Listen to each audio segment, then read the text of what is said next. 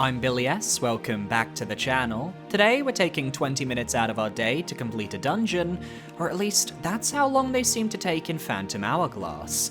They're where the casual nature of Zelda's first DS game are shown in full swing, with temples that don't really go beyond very basic puzzle solving or enemy gauntlets.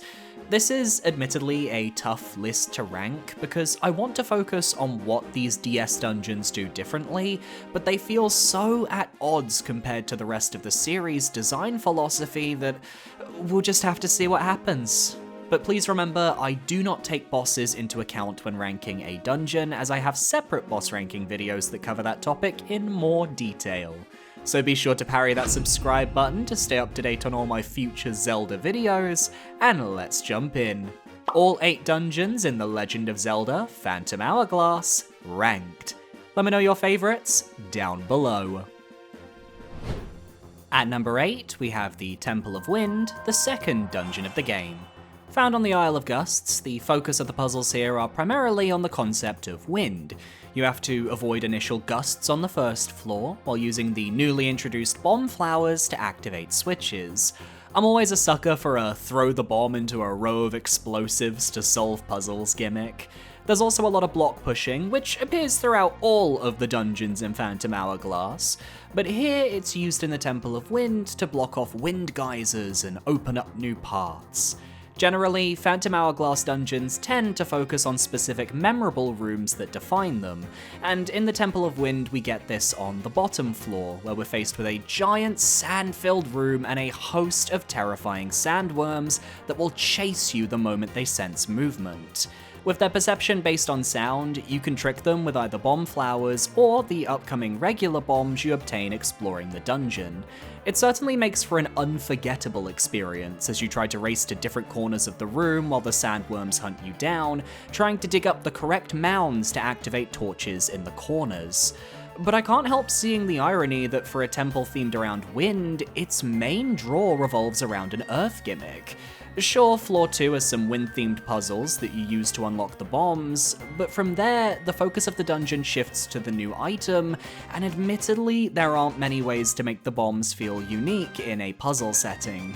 Throwing them into the wind gust before the boss door was perhaps the most interesting use, and that's about it. Phantom Hourglass also has an added layer I need to consider for these dungeon rankings, which is in that this game, you can carry the boss key all the way to the boss door. Do I think Phantom Hourglass ever takes full advantage of this mechanic? No, and the Temple of Wind doesn't convince me either. You drop down one ledge, blow up one set of bombable boulders, and you're immediately at the boss door.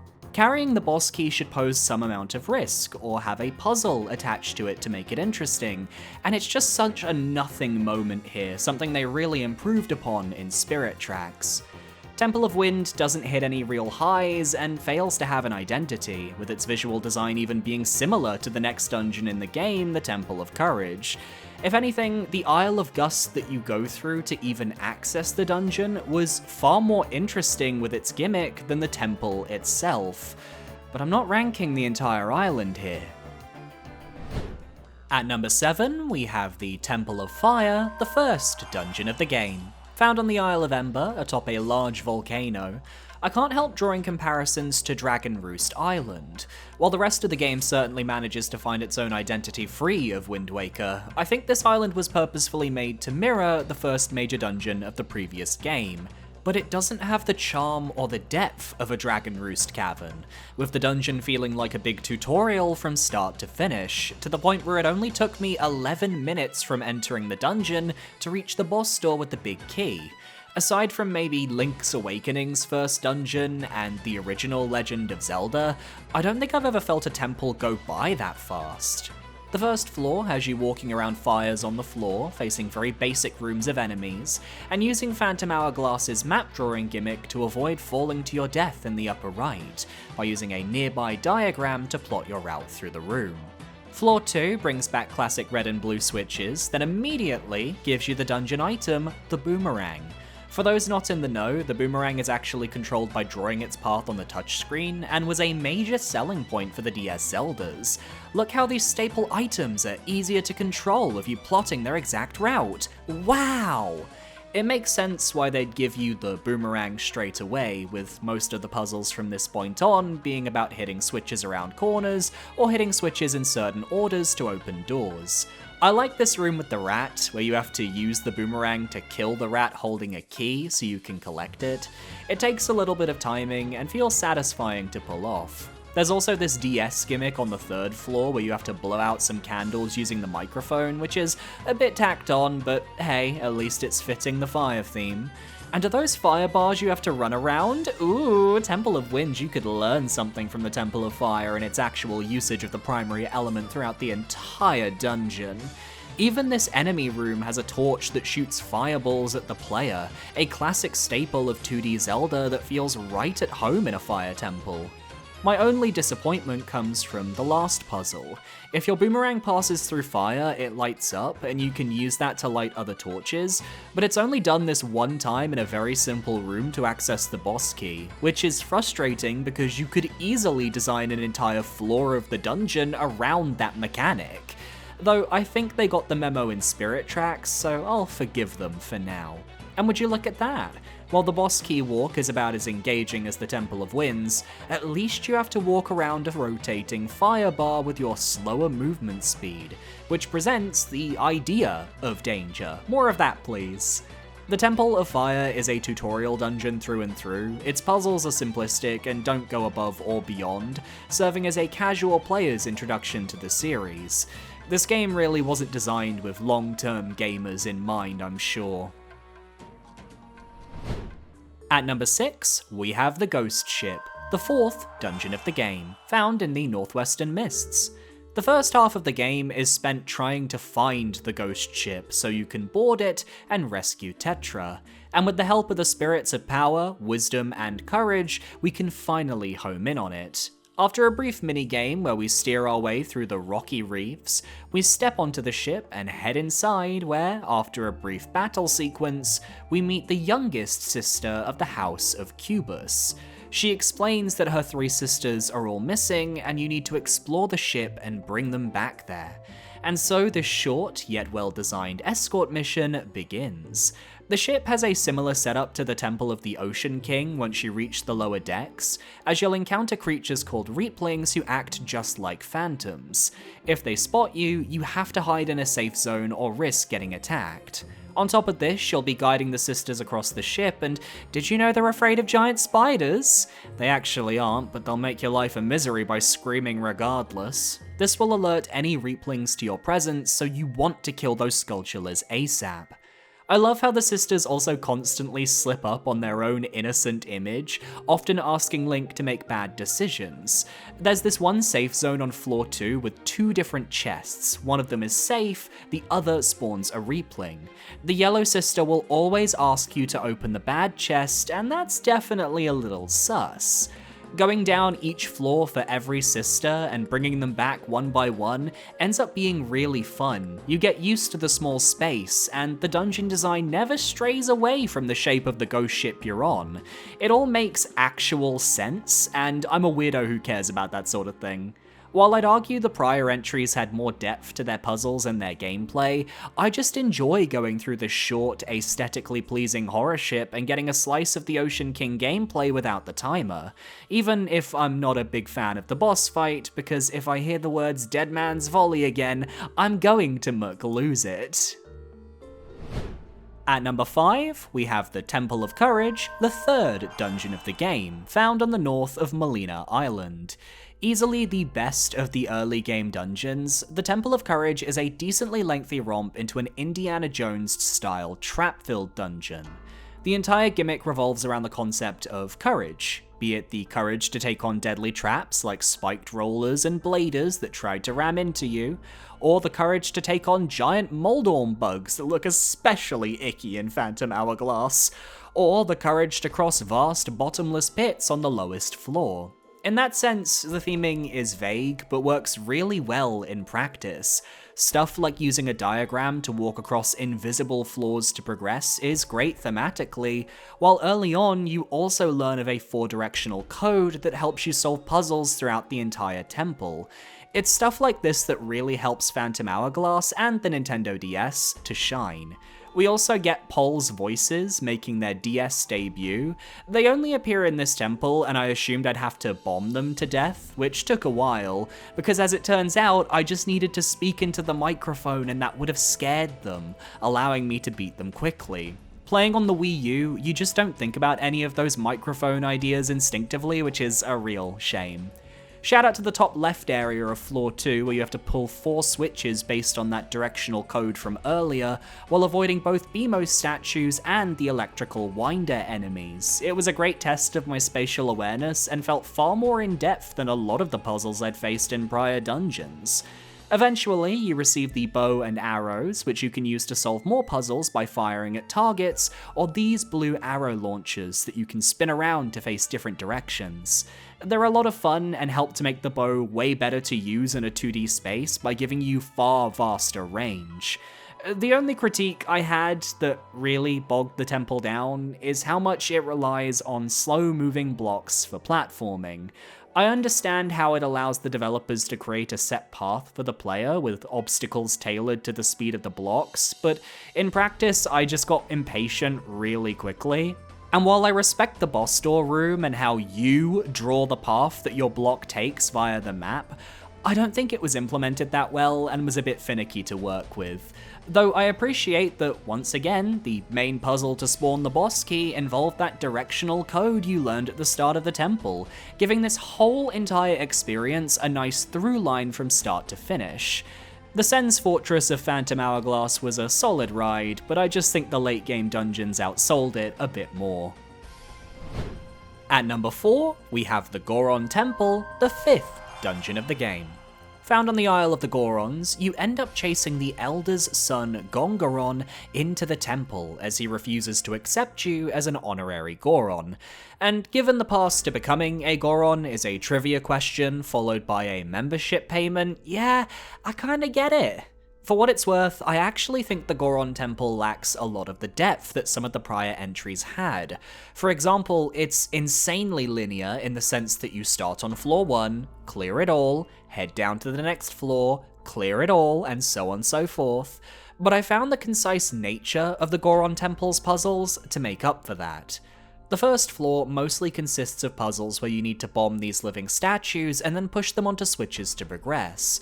The first statue doesn't come to life, but is surrounded by BMOs, while the second does come to life, while next to a bomb flower, so it teaches you the mechanics to shut them down. Once you reach the second floor, you're introduced to the memorable gimmick of the dungeon. Gongaron is trapped in another part of the floor, and you have to switch between Link and the Goron to progress, making use of Gongaron's rolling and pounding abilities to solve puzzles and activate switches.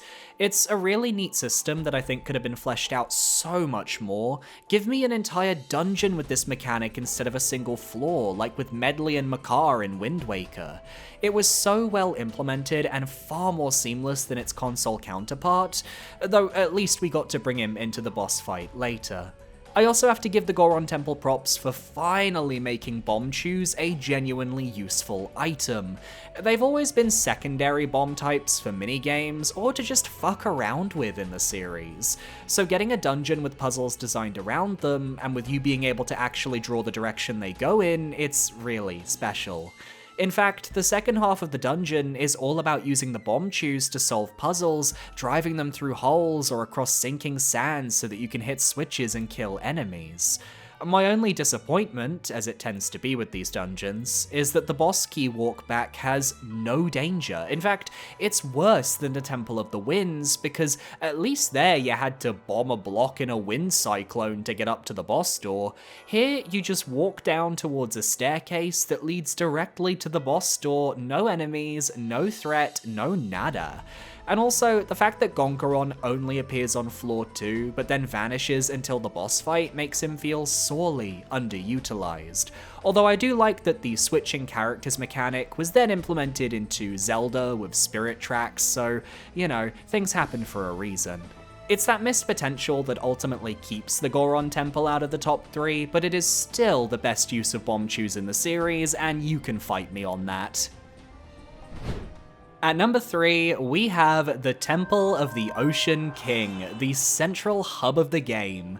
The most controversial dungeon in the Zelda franchise, the Temple of the Ocean King is a location you have to revisit in order to collect fresh sea charts to progress the plot, but it comes with a few special restrictions. 1. You have a limited time to complete each stretch of the dungeon, represented by the time within the Phantom Hourglass. You gain more time by beating major bosses in the overworld and by salvaging certain treasures, but the idea of a time limit adds a layer of stress to each and every visit.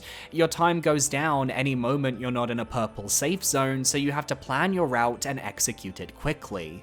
2. The gameplay is stealth-based. There are no regular enemies to fight for the majority of the dungeon, with the exception of the Wizrobes that can only be seen via the minimap.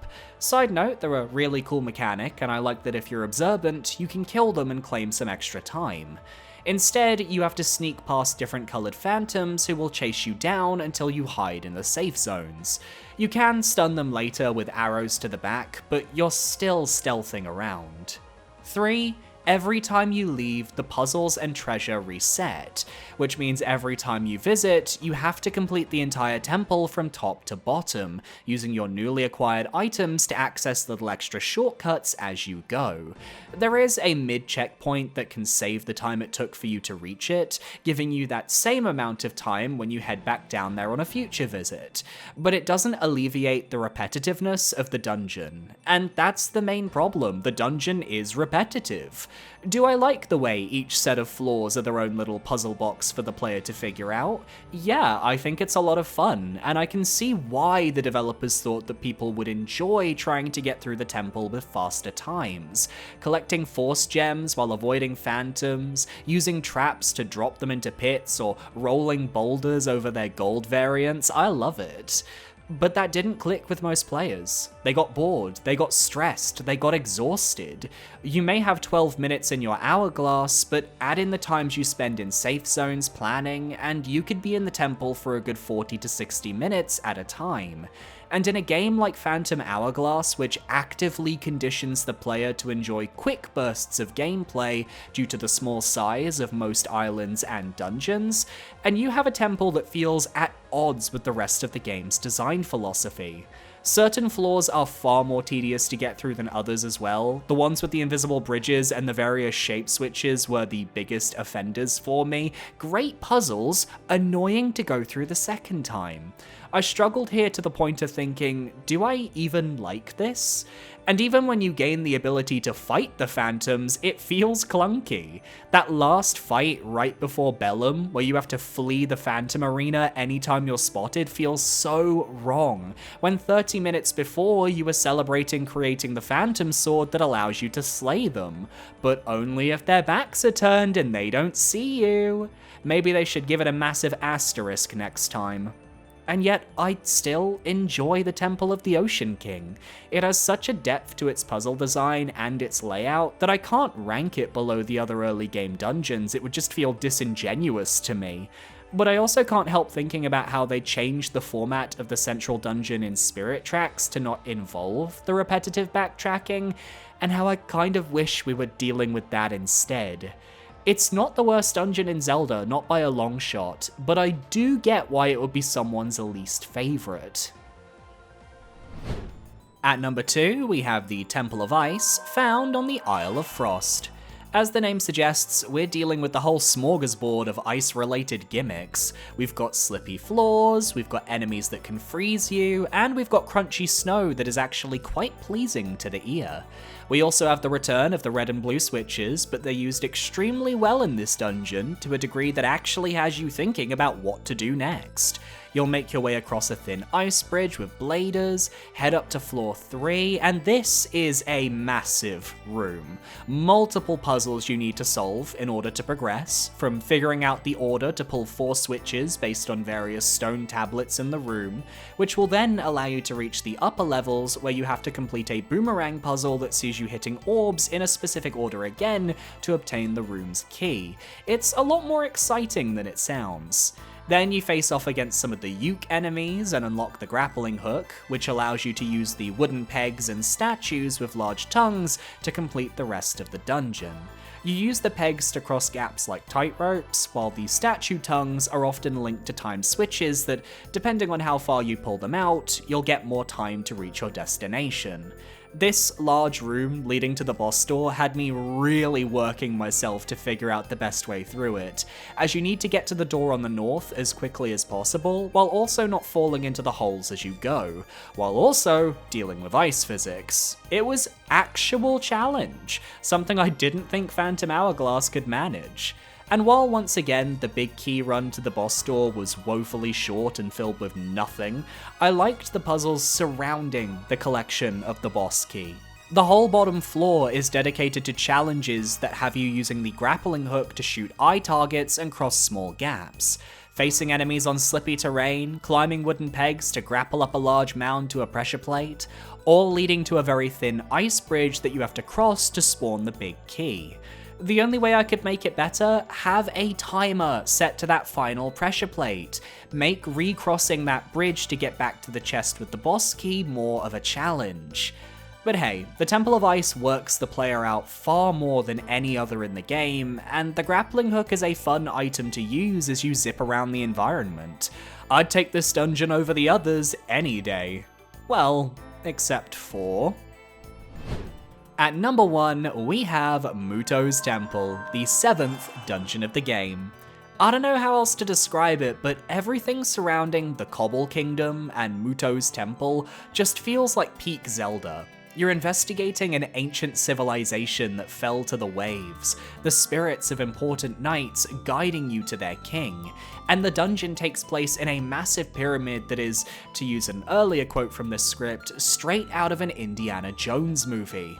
The dungeon design takes this pyramid shape into account too, as you'll first head upwards in order to reach the dungeon item, with the floors getting smaller and smaller the closer to the tip of the pyramid you reach.